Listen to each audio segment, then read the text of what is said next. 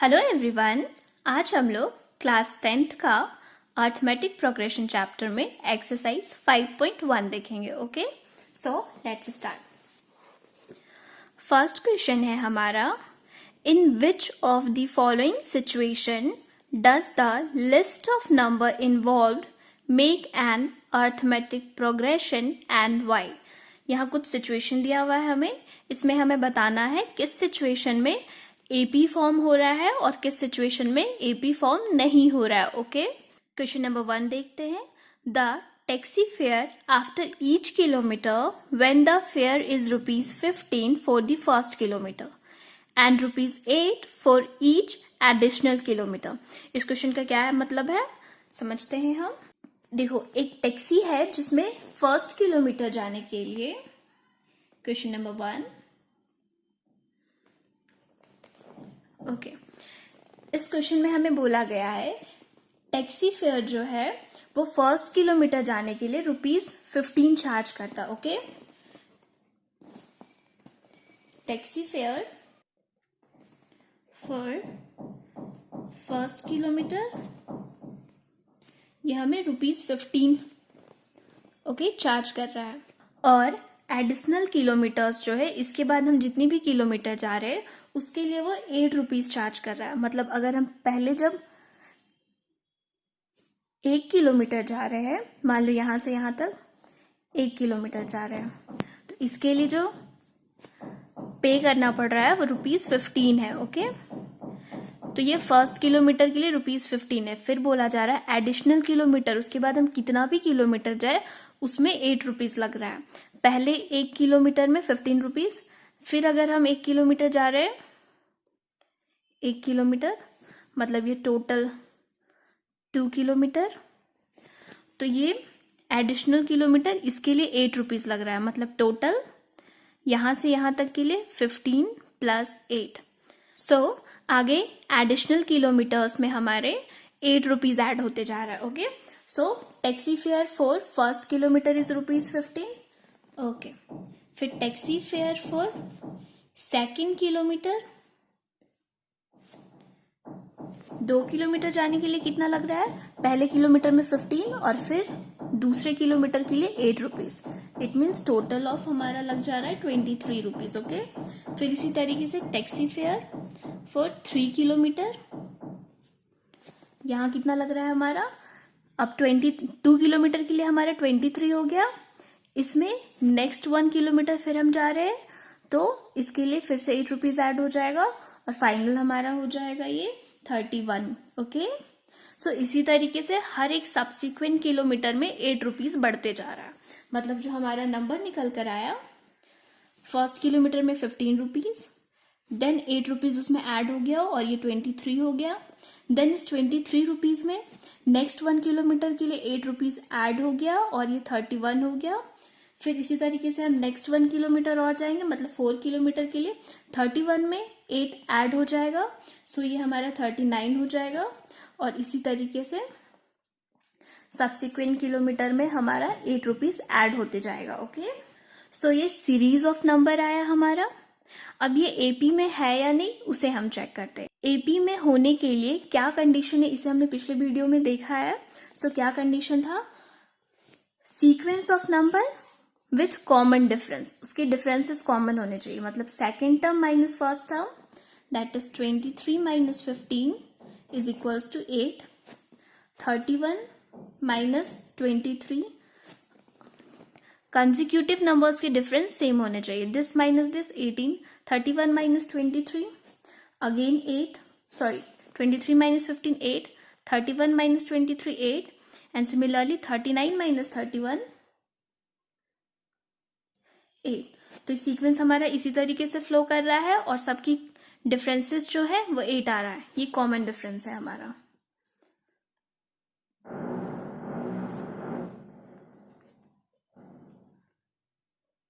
इसे हम डी से डिनोट करते हैं। ओके, सो ये नंबर क्लियरली एपी में है, hence it is in AP. Okay, अब हम क्वेश्चन नंबर 2 देखते हैं। The amount of air present in a cylinder when a vacuum pump removes 1/4 of the air remaining in the cylinder at a time. इस question का क्या मतलब है? एक सिलेंडर है जिसमें कुछ अमाउंट ऑफ एयर प्रेजेंट है, एक सिलेंडर है जिसमें कुछ अमाउंट ऑफ एयर प्रेजेंट है, और वैक्यूम पंप जो है उस सिलेंडर से at a time 1/4 of the remaining air को रिमूव कर रहा है. जितना एयर है उसका 1/4 पोर्शन एक बार में रिमूव किया जा रहा है. ओके, सो इसे हम देखते हैं.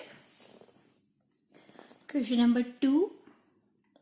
देखो, let amount of air be x. जो अमाउंट ऑफ एयर है उसे हमने x ले लिया, मतलब हम मान लेते हैं उस सिलेंडर में x अमाउंट ऑफ एयर है. Okay, x litre of air है.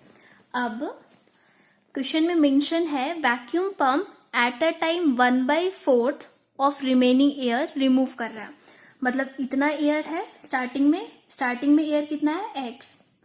अब वैक्यूम पंप जो है हर बार 1/4 ऑफ रिमेनिंग एयर रिमूव कर रहा है, जितना है उसका 1/4 पोर्शन. ओके, सो अभी एयर x है, उसमें 1/4 ऑफ रिमेनिंग है कितना x. 1/4 ऑफ x रिमूव किया जा रहा है. ओके, इसको अगर हम सॉल्व करेंगे तो हो जाएगा ये हमारा 4x minus 1x divided by 4, that is 3x by 4.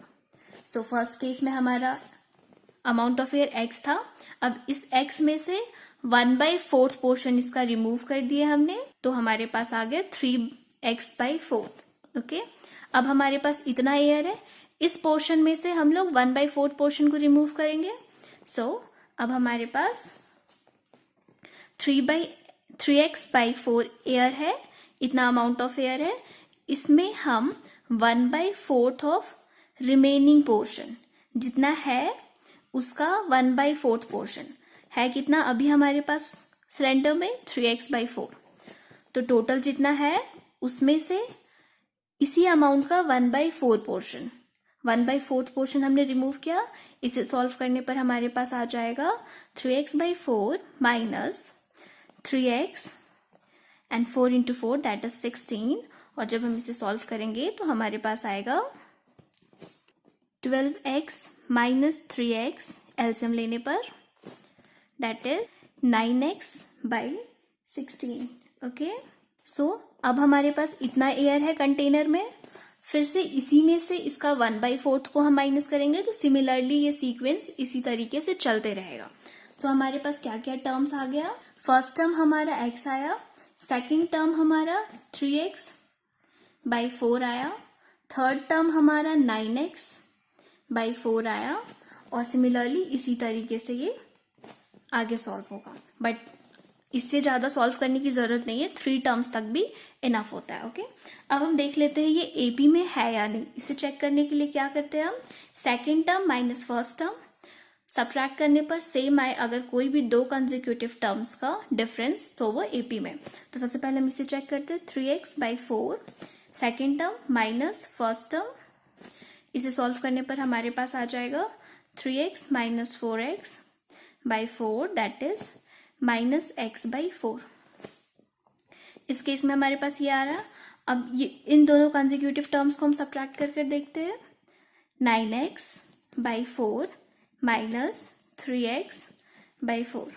Okay, so इस केस में हमारा क्या आएगा, 9x minus 3x that is 6x and 6x by 4. इसे सॉल्व करेंगे, 3 by 2 that is 3x by 2. तो यहां से ही हमें क्लियरली दिख रहा है जो d का वैल्यू ये हमारा d है, ये हमारा d है कॉमन डिफरेंस. d का वैल्यू जो है पहली बार माइनस x by 4 आ रहा है और सेकेंड टाइम 3x by 2 आ रहा है, मतलब दोनों बार अलग अलग आ रहा है. सो ये नंबर एपी में नहीं है. इस केस में हम लिख सकते हैं हेंस, या तो फिर clearly it is not in AP. और क्यों नहीं है, because common difference is not same, common difference is not same.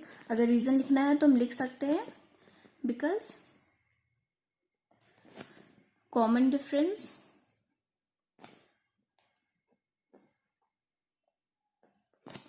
Is not same. Okay, so third number है हमारा, देखो, the cost of digging a well after every metre of digging when it cost rupees 150 for the first meter, rupees 150 for the first meter and rises by rupees 50 for the subsequent meter। okay, इसका क्या मतलब है हम देखते हैं। जो cost है, cost of digging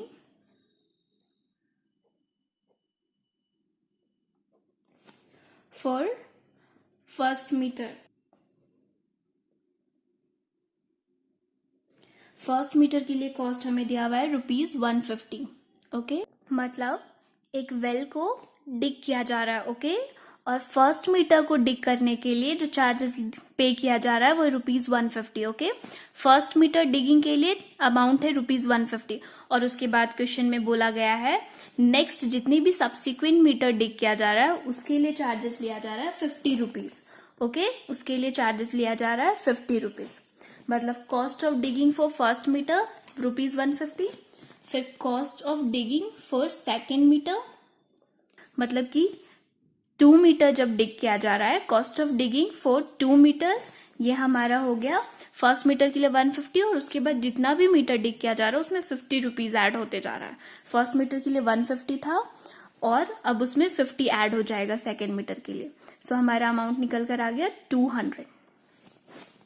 similarly cost of digging for 3 metre, जब 3 मीटर डिग किया जा रहा है तो जो पहले था अब तक 2 मीटर में जितना अमाउंट पे करना पड़ा रुपीज 200 प्लस उसमें 1 मीटर और बढ़ गया 2 से 3 हो गया।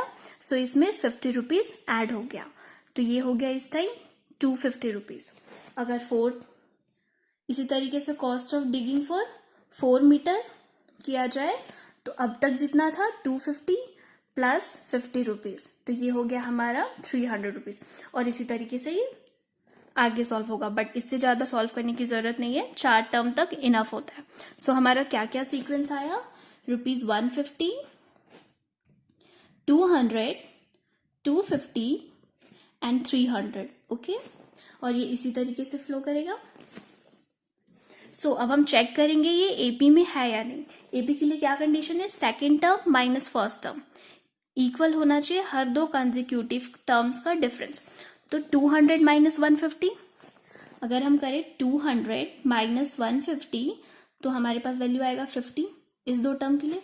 सिमिलरली अब ये दो कंसेक्यूटिव टर्म 250 माइनस 200 अगेन 50 और इसी तरीके से 300 माइनस 250 फिर से 50 आएगा हमारे पास। इट मीन्स कॉमन डिफरेंस हर केस में सेम आ रहा है। और एबी के लिए कंडीशन भी हमारे पास यही होता है, sequence of number with common difference. So हम लिख सकते हैं hence it is in AP. Okay, अब हम क्वेश्चन नंबर 4 देखते हैं। क्वेश्चन नंबर 4 है हमारा, the amount of money in the account every year when rupees इतना that is 10,000 is deposited at compound interest at rupees 8% per annum। Okay, question में mention है कि बैंक अकाउंट में rupees 10,000 को डिपॉजिट कर दिया गया है और हर साल पर एनम मतलब हर ईयर हर साल वो अमाउंट में 8% इंक्रीमेंट हो रहा है। ओके, इंटरेस्ट मिल रहा है, उस पैसे में 8% इंटरेस्ट मिल रहा है। ओके, सो इसे कैसे करेंगे देखते हैं। क्वेश्चन नंबर 4, अमाउंट डिपॉजिटेड,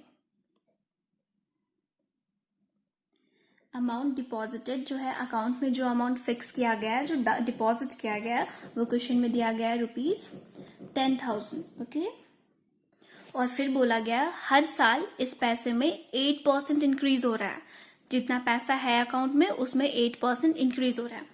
तो सबसे पहले अमाउंट था हमारा 10,000 जो कि डिपॉजिट किया गया है। अब नेक्स्ट ईयर में इसमें 8% इंक्रीमेंट हो जाएगा। तो हम लोग क्या करते हैं, जब हमें बोला जाता है किसी भी नंबर में 5% इंक्रीज हो रहा है, तो हम लोग क्या करते हैं, मान लेते हैं x नंबर है, तो इसमें 5% इंक्रीज हो रहा है, तो हम लोग बोलते हैं x into 5/100, that is 5% of x। Okay, ऐसा होता है। सो यहाँ पर सबसे पहले ₹10,000 था, अब इसमें 8% इंक्रीज हो रहा है, मतलब इस अमाउंट में 10,000 अभी भी है और इसमें 8% इंक्रीज भी हो रहा है, मतलब ये अमाउंट तो है प्लस इसका 8%, इट मीन्स 10,000 इंटू 8/100, और इसे सॉल्व करने पर हमारे पास आ जाएगा 10,000 प्लस 8 इंटू 100 दैट इज 800, और ये मिलेगा हमें 10,800। ओके, अब हमारे पास अमाउंट कितना हो गया, 10,800। पहले इतना डिपॉजिट था तो जितना अमाउंट था उसका 8% हमें इंटरेस्ट मिला। अब बैंक में इतना अमाउंट है, सो इसका 8% हमें इंटरेस्ट मिलेगा। सो इसे हम लिखेंगे, इस बार बैंक में अमाउंट 10,800 है, इसमें इसका 8% इंटरेस्ट मिलेगा, मतलब ये तो है ही, प्लस इसका 8% इंटरेस्ट इंटू 8/100। इसे सॉल्व करेंगे, सो हमारे पास आएगा 10,800 as it is, plus 8 into 8 64 that is 4, 6 carry, 8 into 0 that is 6, and 8 into 1 8। Okay, so इस बार हमारे पास इंटरेस्ट आया 864 और अमाउंट हो गया इस केस में हमारा 4, 6, 1 एंड 1।